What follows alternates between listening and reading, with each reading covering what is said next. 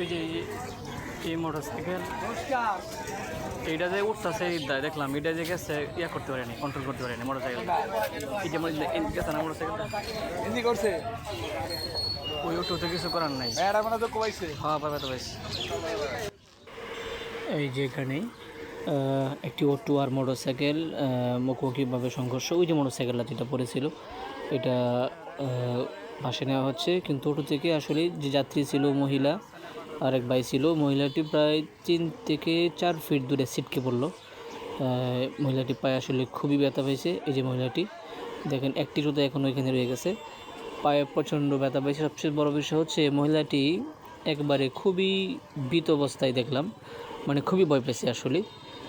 পাশে আমার এক ভাই ছিল, সেও ভয় একেবারে নার্ভাস হয়ে গেছিলো। ওই যে গ্লাসটা ভেঙে গেছে। আরেক ভাই আমার সাথে ছিল, সে তাড়াতাড়ি গিয়ে জামটা ছুটাইছে।